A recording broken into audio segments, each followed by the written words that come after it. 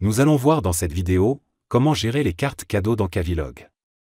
En effet, Kavilog permet la création de cartes cadeaux pour les vendre ou les offrir à vos clients. Pour gérer cela, on trouve en fenêtre de caisse un bouton que nous avons mis ici, en raccourci, nommé « Gérer carte cadeau ».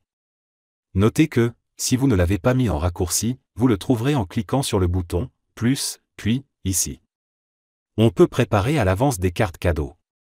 Soit elles seront imprimées directement par Kavilog, sur papier A4, puis à découper. Soit vous pouvez bien sûr en faire imprimer pour avoir une présentation plus qualitative, éventuellement en intégrant dessus un code barre, que vous pourrez renseigner dans Kavilog. L'intérêt étant bien sûr d'aller plus vite en caisse.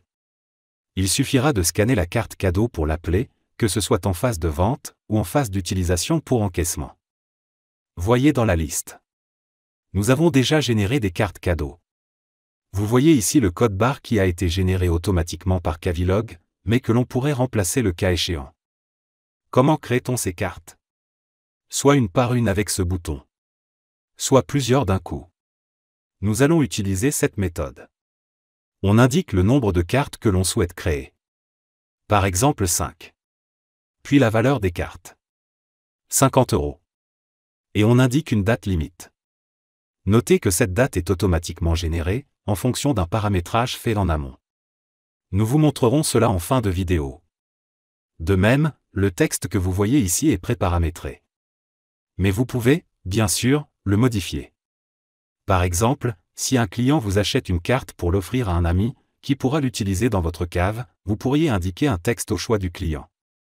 Notez que par défaut nous avons paramétré ici, plutôt des conditions générales d'utilisation. Puis, on valide. On retrouve ici les cartes ainsi créées. Notez, pour affecter une carte déjà pré-imprimée avec un code barre, il suffit de prendre une des cartes créées ici, puis de faire le bouton « Modifier ». On scanne le code barre pour remplacer celui qui a été généré par Kavilog. Nous vous recommandons vraiment l'utilisation avec code barre, même si c'est celui de Kavilog, car en caisse, vous irez beaucoup plus vite. Si vous n'avez pas fait pré-imprimer vos cartes, vous pouvez ici les imprimer au format A4, en cochant celles que vous souhaitez. Je les coche toutes, et voyez ici au format A4 le rendu. Mais notez que vous pouvez ne pas les imprimer si elles sont destinées à être vendues, car dans ce cas, lorsque vous les ajouterez au ticket de caisse, la carte sera imprimée à la fin du ticket de caisse. Cela dépend un peu du niveau de présentation que vous souhaitez. Voyons maintenant comment utiliser les cartes cadeaux en caisse. Un client souhaite acheter une carte cadeau.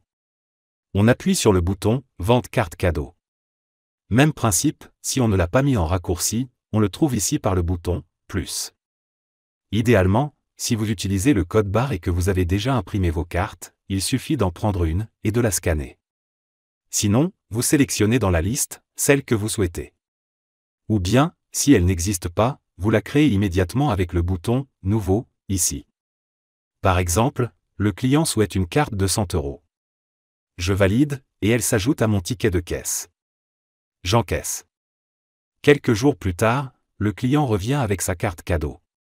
Il prend des produits. Et il me tend sa carte cadeau.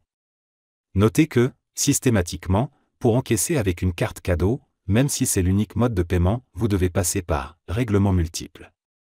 Donc je sélectionne carte cadeau, et le programme me demande de sélectionner la carte.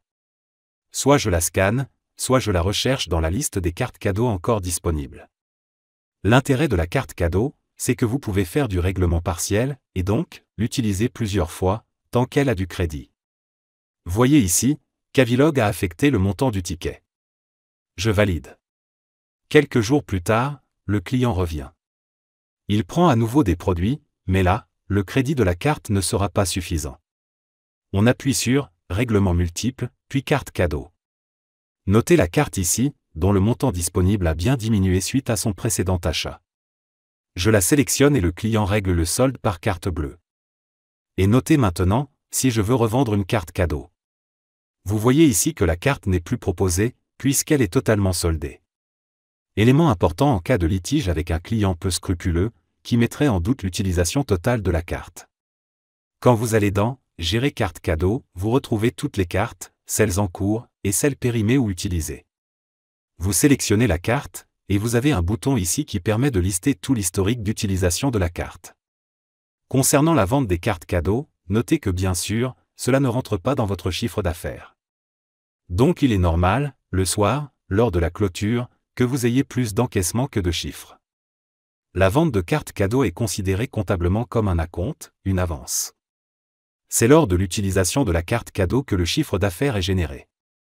Comptablement, cela est traité par Cavilog dans un compte que l'on peut bien sûr paramétrer selon le souhait du comptable. Pour finir, nous vous montrons où paramétrer la durée par défaut des cartes, ainsi que le message par défaut. Il faut aller dans « Paramétrage ». Puis « Caisse ». Puis « Modifier ». Dans l'onglet « Carte cadeau », vous pouvez gérer cela.